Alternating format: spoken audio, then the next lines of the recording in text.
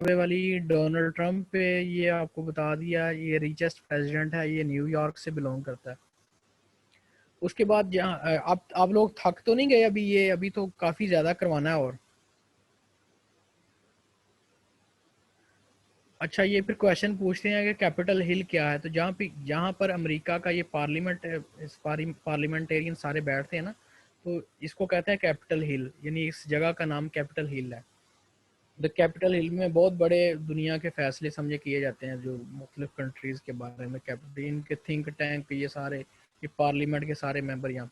अच्छा, इसमें पार्लियामेंट कैसे होती है? पार्लियामेंट में होते हैं house of representative plus plus senate.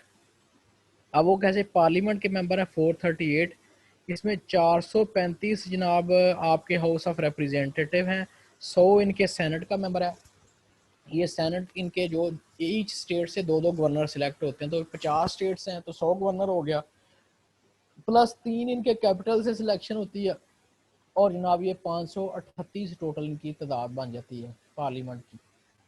उसके बाद दो पार्टीज़ हैं, यहाँ पे दो ही सिर्फ पार्टीज़ हैं, बाकी कोई पार्टी छोटी मोटी हैं, लेकिन ये मेजर दो ही पार्टीज़ हैं। ये डेमोक्रेटिक पार्टी है जो थॉमस जेफरसन ने इसकी बुनियाद रखी थी, जो गधे वाली पार्टी है। आपने अगर वो कोई निशान देखा हो, जो इससे पहले बराक ओबामा था वो डेमोक्रेटिक पार्टी से था, ये डोंकी इसका निशान है। तो दूसरी इनकी पार्टी है रिपब्लिकन पार्टी है, जिससे आजकल ये ट्रंप जो है, जो बरसरे इक़्तिदार है, वो रिपब्लिकन पार्टी से। ये अलेक्जेंडर मिल्टन ने ये बनाई थी पार्टी, ये नहीं फाउंडर था, और उसका थॉमस जेफरसन। अक्सर क्वेश्चन पूछा जाता है कि who was the founder of democratic party, तो ये थॉमस जेफरसन है। और इसका कभी कभी ये ये पूछ लेते हैं कि सिंबल क्या है इसका, तो ये डोंकी, और इसका नीचे वाली का एलिफेंट है, और इसका अलेक्जेंडर मिल्टन है रिपब्लिक पार्टी का। ये जेम्स मेडिसन जो था, ये जनाब इसने जो कॉन्स्टिट्यूशन था ना इनका, अमेरिकन कॉन्स्टिट्यूशन, ये ड्राफ्टिंग इसने की थी। ये अक्सर पूछा जाता है कि किसने अमेरिकन कॉन्स्टिट्यूशन को ड्राफ्टिंग की थी, तो ये जनाब आपका है जेम्स मेडिसन। सबसे पहले पाकिस्तान आया अमेरिका का सदर। अच्छा, ये पूछा जाता है कि अमेरिका का कौन सा, वैसे तो 3-4 ऐसे हैं जो जिन्होंने अमेरिका के प्रेसिडेंट जिन्होंने विज़िट किया था। शायद ये ट्रंप ने भी वादा किया था कि ही विल विज़िट पाकिस्तान, लेकिन वो नहीं करेगा, वो बड़ा उतरा है। अच्छा, ये डवाइट डी आइजन होवर एक प्रेसिडेंट था पहला, जिसने फर्स्ट टाइम वाली पाकिस्तान का विजिट किया था। उसके बाद 16वां प्रेसिडेंट मैंने आपको बता दिया, इब्राहिम लिंकन, ये भी मर्डर इसका हो गया था। अब ये एक फेमस पर्सनैलिटी है, मोहम्मद अली बॉक्सर। ये पाकिस्तानी निजाद अमेरिकन थे, और जनाब उसने दुनिया में बड़ा नाम कमाया। ये नॉकआउट मेरे ख्याल 59 थी इसकी जो नॉकआउट, ये सिर्फ एक लड़ाई हारा है, बाकी नॉकआउट ही किया है इसने। तो अनबिटन ये था बंदा। तो अभी तक एक और बंदे का रिकॉर्ड है जो अनबिटन है इन द रिंग। तो ये इस पीछे करके इसकी डेथ हुई थी मेरे ख्याल 2019 में ही हुई थी, और बड़ी पुरतपाक उन्होंने जनाब इसकी जो फनरल सेरेमनी थी, बड़ी अच्छे तरीके से अमेरिकन ने इसको अलविदा किया था। बड़ी इसको वो जिसको ऑनर करके तोपों शोपों की सलामी दे के, टू ड्यू टू इस लेगेसी। ठीक है, ये बहुत बड़ा बॉक्सर है, इसका नाम। अच्छा, which city of USA card big Apple? ये न्यूयॉर्क को बिग एप्पल भी कहते हैं। उसके बाद ऑनर ऑफ द आईफोन, ये आपको पता, स्टीव जॉब्स। ठीक है, एप्पल फ़ोन जितने भी सारे हैं आजकल, जितने भी फेमस, जो सबसे ज़्यादा लाइक किया जाता है, जिसकी वैल्यू भी दुनिया में कहीं कम नहीं है, तो ये स्टीव जॉब ने, ये अब ये बंदा मर चुका है स्टीव जॉब, तो एप्पल इस कंपनी इसका मालिक है। उसके बाद विकीपीडिया जहाँ पे इंफॉर्मेशन आप दुनिया के किसी भी चीज़ की विकीपीडिया लिख के और आगे उसका नाम लिखे तो आपकी इन्फॉर्मेशन निकल आती है। तो इसका जिमी वेल्स था जिसने ये सारी चीज़ें इंजन को कंपाइल किया। उसके बाद राइट ब्रदर्स हैं। राइट ब्रदर्स ये दो ब्रदर्स थे, एक का नाम विल्बर राइट था, दूसरे का नाम ऑरवेल राइट था। तो इन्होंने पहली फ्लाइट जनाब, जो जहाज़ उड़ाने की पहली ट्रायल और फ्लाइट की थी, ये दो बंदे थे। अब इन्होंने कहाँ पे की थी? पनामा कनाल है। पनामा कनाल कहाँ पे है? नॉर्थ अमेरिका को साउथ अमेरिका से जो सेपरेट करती हैं, पनामा कनाल मैंने आपको बताई थी। तो इन्होंने पनामा कनाल के ऊपर 17 दिसंबर 1903 में पहला जो अपना ट्रायल किया था अपनी फ़्लाइट उड़ाने का। 4 मील के तकरीबन फासले पर गए थे और ये गिर गए थे, लेकिन कहते हैं ये दुनिया की सबसे बड़ी अच्छी कोशिश थी, जिसकी वजह से पूरी दुनिया आज हवा में फ्लाई कर रही है। तो बस कुछ लोगों के अंदर एक्स्ट्रा ऑर्डनरी समझे चीज़ें होती हैं। हमारे लोग तो बस आपस में हमारी जनाब अपोजिशन पार्टी और फलानी पार्टी सारी ज़िंदगी एक दूसरे के गिले शिकवे। 73 साल हो गए जनाब, कोई माचिस नहीं ईजाद कर सका। मतलब कहने का ये है कि जिन लोगों ने काम करना था उन्होंने देख लो 1 सदी पहले ये चीज़ें ईजाद कर ली, कोशिशें कर ली। हम कोशिश नहीं करते, हम सिर्फ क्रिटिसिज्म करते हैं और क्रिटिसिज्म से ऊपर फिर क्रिटिसिज्म करते हैं। तो इस तरह कौमों की तकदीर नहीं बदलती, जितने मर्जी जो मर्जी आ जाए। यानी हर एक को अपने टैलेंट के मुताबिक उभर के आना पड़ता है, काम करना पड़ता है। ये मतलब गिले से ज़िंदगी नहीं चलती, इस तरह लाइफ बेटर नहीं होती। उसके बाद president of Canada Justin Trudeau है, ये यंगेस्ट प्रेसिडेंट है और ये बड़ा पुरतपाक है, हर दिल अजीज है ये। खैर ये इसके रिलेटेड। उसके बाद फेसबुक का जो मालिक मार्क जकरबर्ग है, आज ही मैं पढ़ रहा था कि मार्क जकरबर्ग ने मेरे ख्याल दूसरे जो व्हाट्सएप और इंस्टा वगैरह ये भी सारे परचेज कर लिए हैं दूसरी कंपनी। तो इसकी जो दौलत है वो सेकेंडों मिनटों में अरबों खरबों डॉलर हर रोज़ इजाफा हो रहा है। अल्लाह ताला ने ऐसा दिमाग दिया था, ऐसी चीज़ जनाब डिस्कवर कर डाली कि जनाब उसके बगैर आप कोई रह नहीं सकता। और इस तरह दुनिया को एक वन पेज पे कनेक्ट करना, एक अपनी एप्लीकेशन बना के, इट्स अ बिग अचीवमेंट है। और अब इसका बहुत बड़ा सेटअप है पीछे, हज़ारों कंप्यूटरों पे लोग बैठ के फेसबुक को लाइव चीज़ों देख रहे होते हैं, अपडेट कर रहे होते हैं, ईटीसी वगैरह वगैरह, काफ़ी ज़्यादा इसकी डिटेल। उसके बाद अमेरिकन का थॉमस एडिसन है जिसने बल्ब डिस्कवर किया था। फिर आइंस्टाइन भी अमेरिका था, इसको नोबेल पीस प्राइज़ भी मिला हुआ फिजिक्स में। उसके बाद आपने वो जिन्होंने ग्रेजुएशन की है जिसे सिंपल बीए कहते हैं, तो उन्होंने ये ओल्ड मैन एंड सी वाली स्टोरी इंग्लिश में पढ़ी होगी। तो उसमें जनाब ओल्ड मैन एंड सी, ये बूढ़ा बंदा होता है तो वो समंदर में मछली पकड़ने के लिए जाता है और उसको बड़ी स्ट्रगल करनी पड़ती है वो। तो उसका एक फेमस कोट भी है, man can destroy but never defeated, यानी इंसान को तबाह तो किया जा सकता है लेकिन हराया नहीं जा सकता। तो ये बड़ी कोट की जाती है और इसमें बड़ी मोटिवेशन है।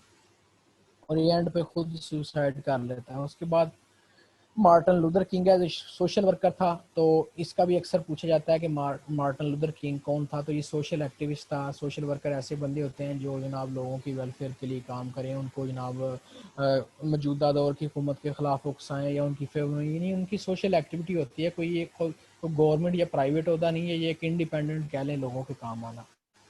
उसके बाद सिटीज़ कौन से हैं फेमस, ये न्यूयॉर्क है। ये सिटी फेमस क्यों है? स्काई स्क्रैपर क्या है? स्काई स्क्रैपर होती हैं जो बुलंदो बाला इमारतें हैं, बहुत बड़ी बड़ी बिल्डिंग्स। अगर आपने मूवीज़ में और इस तरह सारे हम देखते हैं कि बड़ी बड़ी न्यूयॉर्क का जब तज़किरा आता है तो ईस्टर्न साइड पे जनाब ये एक स्टेट है 237 जो इसकी बड़ी स्काई स्क्रैपर्स हैं। तो दिन ब दिन इसमें इजाफा होता जा रहा है। मज़े की बात बताऊँ, इन स्काई स्क्रैपर्स में तकरीबन 237 है, तो 200 प्लस जो है चाइना ने इनको बिल्ड करके दिए हैं। तो Chinese people are very smart. वो दिनों में जनाब, ये आपने कोविड-19 में देखा होगा कि 7-8 दिनों में उन्होंने 1000 बंदे के लिए कि शायद 10,000 बंदे के लिए इतना बड़ा हॉस्पिटल बना लिया था। तो पाकिस्तान में अगर खुदा न खास्ता ऐसी कैलेमिटी आ जाती तो इतने दिनों में नक्शा भी नहीं तैयार होना था, हॉस्पिटल तो बनना दूर की बात। उसके बाद आ गया ये हांगकांग में भी बिल्डिंग है 303 आसमानों को छूने वाली, ठीक है।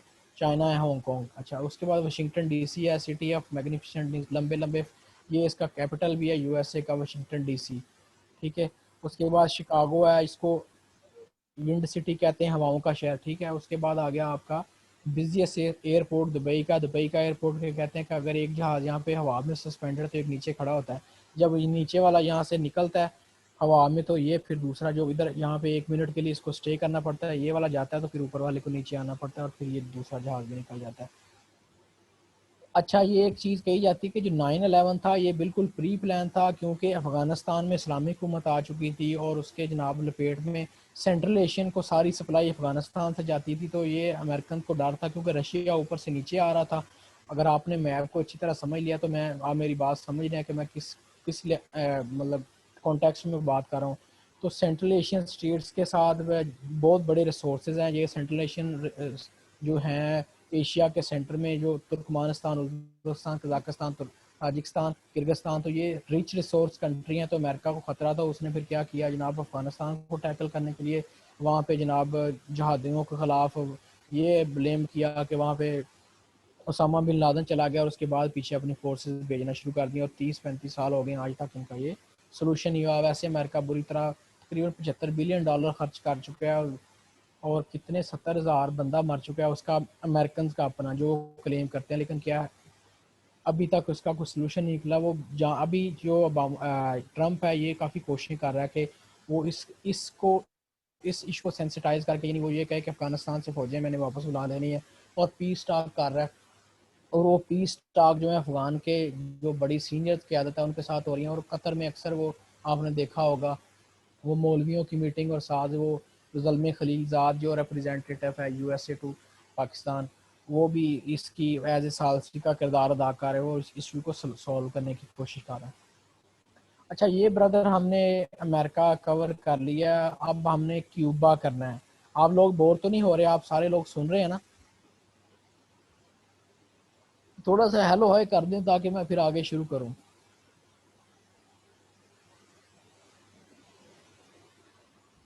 आप लोग सुन रहे हैं जी? जी जी सर, सुन रहे हैं। सही। बोरिंग तो नहीं है ये सारा कुछ? नहीं नहीं सर, बहुत मज़ा आ रहा है। चलो ज़बरदस्त। अच्छा जी, उसके बाद जनाबे वाली आपका ये इधर छोटा सा कंट्री मैंने आपको बताया था, ये अगर यहाँ पे अमेरिका है तो ये उसकी राइट वाली साइड पे जो ईस्टर्न साइड बनती है यूएसए के, यहाँ पे छोटा सा कंट्री था क्यूबा, छोटा सा। यहाँ पे मैंने आपको बताया था क्यूबन मिसाइल क्राइसिस भी हुए थे। ये प्रो रशिया कंट्री है, तो रशिया वालों ने फिर यहाँ क्या क्या इसकी इसकी लोकेशन का फ़ायदा उठाया, यहाँ पे अपना बलिस्टिक सिस्टम सारा, यानी जो उनके बम वगैरह सारे यहाँ पे नस्ब कर दिए। तो फिर अमेरिका ने घुटने टेक दिए, अमेरिका को पता चल गया कि ये हमारी नाक पे आके बैठ गया। तो इसके पास, अच्छा ये चीज़ याद रखनी है कि रशिया के पास दुनिया का स्ट्रॉन्ग तरीन बलिस्टिक निज़ाम है। बलिस्टिक्स निज़ाम कहते हैं ये जितने भी आपके वो नहीं होते मिज़ाइल्स, तो वो सबसे ज़्यादा दुनिया में जो फास्टेस्ट और स्ट्रॉन्गेस्ट निज़ाम है। वो कहते हैं कि हम जनाब एक गोली भी रास्ते में आती है ना, तो उसको एक गोली के साथ टैकल कर सकते हैं, हमारी इतनी एक्यूरेसी है। तो ये जस्ट उनका क्लेम है। अच्छा इसका जो सेकंड नेम है इस कंट्री का, sugar ball of the world. ये शुगर प्रोडक्शन में काफ़ी ज़्यादा है, और इसीलिए ये छोटा सा कंट्री भी है, एक बॉल की तरह, एक प्याले की तरह बना, तो इसीलिए इसको टाइटल मिला हुआ sugar ball of the world. अक्सर क्वेश्चन पूछा जाता है which country is the sugar ball of the world, तो ये क्यूबा है, नॉर्थ अमेरिका कंट्री। उसके बाद ये प्रो रशियन मैंने बता दिया, एंटी अमेरिकन है ये क्यूबा। उसके बाद जनाबे वाली यहाँ पे रेवोल्यूशन आया था 1959 में, फेडरल कास्ट्रो का आपने अक्सर नाम सुना होगा, बनाब पीछे का मेरे ख्याल उसको फांसी दे दी कि या मर गया था, वो शायद जेल में। ये रेवोल्यूशन लेकर आया था ये फुलजीनो बुटिस्टा, यहाँ पे बंदा एक था, ये इसके एक लंबे अरसे तक ये यहाँ पे हुक्मरानी कर रहा था। तो फेडरल कास्ट्रो जो फिर उसके बाद आया, तो इस ये एक रेवोल्यूशन लेकर आया था, तो लोगों ने इसको सपोर्ट किया और इसकी फिर हुकूमत आ गई फेडरल कास्ट्रो की। और ये फिर एक लंबे अरसे तक आप देखें, दो टर्न्योर तक, ये 1959 से तकरीबन पूरी ज़िंदगी समझ लें इसने पूरी ये इसकी लेगेसी कायम रही, 1959 से 76 तक, तो फिर 76 से फिर 2007 तक। उसके बाद राउल कास्ट्रो इसका बेटा आ गया था 2000 में। उसके बाद ये, अच्छा एक और बड़ी अहम चीज़ मैं आपको बता दूं, बहुत कम लोगों को पता है, दिस इज़ वेरी इंटरेस्टिंग। ये है ग्वांतानामो बेल। आपने जेल तो सुनी होगी, दुनिया की जनाब बुरी तरीन ग्वांतानामो जेल, जहाँ पे दुनिया के सबसे ख़तरनाक कैदियों को रखा जाता है। तो अमेरिकन इतने कमीने हैं कि इन्होंने जनाब ये अपने मुल्क में जेल भी नहीं बनाई हुई। ये कहते हैं कि जनाब हम बड़े ह्यूमन राइट्स कोई जनाब कदर करते हैं, तो इन्होंने किसी दूसरे कंट्री में जो कि इनकी ईस्टर्न साइड पे, वहाँ पे ये ग्वांतानामो बे जेल बनाई हुई है, जहाँ पे दुनिया के कहते हैं कुछ लोग के आफिया सदीकी जो है उसको भी यहाँ पे रखा गया ग्वांतानामो बे में। बट दिस इज़ नॉट, मतलब इसका कोई बैकग्राउंड नहीं है, ये ऐसी सुनी सुनाई बात है। अच्छा एक ग्वांतानामो बेल उन्होंने अपने क्यों नहीं बनाई हुई है, इसीलिए क्योंकि अमेरिका क्लेम करता है वो जितनी भी इंटरनेशनल ऑर्गेनाइजेशन है, यूएन हो, वर्ल्ड ट्रेड ऑर्गेनाइजेशन है, वर्ल्ड हेल्थ ऑर्गेनाइजेशन है, वर्ल्ड, तो वो उनका मेन सीनियर मेंबर है, उसके पास वीटो पावर भी है। तो कहते हैं कि अगर कोई भी स्टेट या वीटो पावर वाला करेगा कि अगर आप, तो जनाब जो बंदा आपको बुरा लगता है, ये देखें जितने भी इन्होंने ये जो अफगानिस्तान से टेररिज्म जिसको कहते हैं कि टेररिस्ट हैं ये लोग पकड़े हैं, वो सारे यहाँ पे जाके इनको कैद करते हैं, उनके सीनियर बंदे। तो फिर जब पीस स्टाक होता है तो वो फिर यहाँ से रिलीज कर देते। तो ये एक आइलैंड के ऊपर इन्होंने जनाब ग्वांतानामो बे बनाई, अगर आप गूगल करके देखेंगे तो बड़ी इंटरेस्टिंग चीज़ें और भी आपको मिलेंगी। ठीक हो गया जी, ये क्यूबा का दो चार चीज़ें इंपॉर्टेंट थी फेडरल कास्ट्रो के हिसाब से। फिर उसके बाद रेवोल्यूशन के हिसाब से, उसके बाद pole of the world pro Russian country है, ये वाहद कंट्री है जो अमेरिका के साथ होकर भी प्रो रशियन है, वरना अमेरिका ऐसे किसी को रहने नहीं देता। उसके बाद आपके नीचे मैंने तीसरा कंट्री जो कनाडा यूएसए, तीसरा मैक्सिको था। इसको store house of the world भी कहते हैं क्योंकि दुनिया से बहुत ज़्यादा स्क्रैप यहाँ पे इसके कोस्टल एरियाज पे आता है।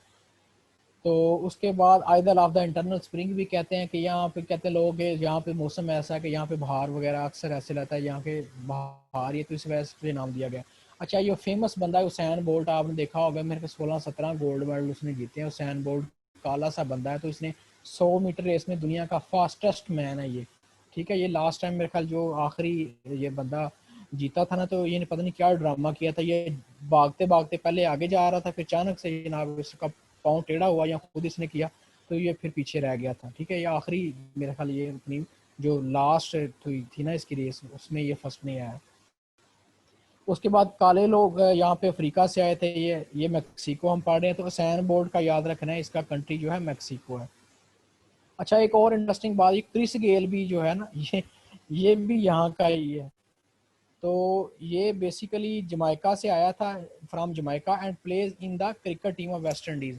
अच्छा, ये क्रिस गेल जो है ये जमाइका का है बेसिकली, और ये वेस्ट इंडीज़ की जो टीम है, आपने देखा होगा कि जनाब ऐसे बड़े मोहब्बत के साथ ये 6 छक्का लगाता है, और इतना ज़बरदस्त के स्टेडियम से बाहर, मेरा बड़ा फेवरेट प्लेयर है।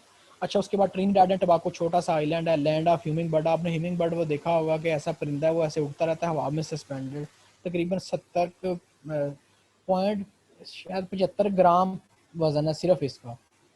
तो ये वाद परिंदा जो वापस भी आ सकता है, ये चूंच के ज़रिए ऐसे चूंच मारता रहता है फ्लावर को, तो वहाँ से ये अपनी खुराक वगैरह खाता है। ये इसकी टांगें इतनी मतलब मजबूत नहीं होती। उसके बाद ब्रेन लारा है, ये भी वेस्ट इंडीज़ का है। ये ट्रिनिडाड एंड टोबैगो जो छोटा सा आइलैंड मैंने आपको जब मैप करवाया था ये करवाया हुआ है। तो ये वेस्ट इंडीज जो ब्रेन लारा है, बड़ा फेमस प्लेयर पहले कभी होता था जब ये वसीम अकरम वगैरह का दौर था, तो बड़ा अच्छा था, इसके रिकॉर्ड भी है काफ़ी, मेरे ख्याल टेस्ट क्रिकेट का रिकॉर्ड अभी भी कायम है इसका। तो ट्रिनिडाड एंड टोबैगो से था ये। उसके बाद जनाब ये ट्रिनिडाड एंड टोबैगो जो है ना, Trinidad and Tobago, Peru, Ecuador, Colombia, ये जितने भी कंट्रीज हैं नीचे नॉर्थ अमेरिका में, ये कोकेन वगैरह दुनिया को सप्लाई करते हैं बहुत ज़्यादा, अमेरिकन को भी, ऊपर कनाडा को भी, और उसके अलावा ईस्टर्न साइड पे यूरोप को भी। तो यहाँ पे बहुत ज़्यादा ये ड्रग का बिजनेस होता है। अच्छा, ये जनाब अल्हम्दुलिल्लाह से हमारा नॉर्थ अमेरिका और साउथ अमेरिका की जो थोड़ी सी फेमस चीज़ें थी वो हमने कवर कर ली हैं। इसके बाद हमने शुरू करना है यूरोप। आप बता दें कि अभी इसको कर दें शुरू, या फिर सिर्फ 3 बंदे रह गए हैं, या फिर इसको नेक्स्ट पे रखना है, क्योंकि मेरे ख्याल 1.5 घंटे का तो सेशन हो ही गया। व्हाट यू से गाइस? हाँ जी, आवाज़ बहुत कम आ रही है।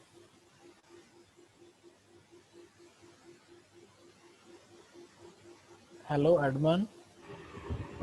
सर इसे नेक्स्ट पे फिर रख लेते हैं। अच्छा, नेक्स्ट पे रख लें। अच्छा, दूसरे 2 लोग भी चले गए हैं, छोड़ के लिंक कर मीटिंग।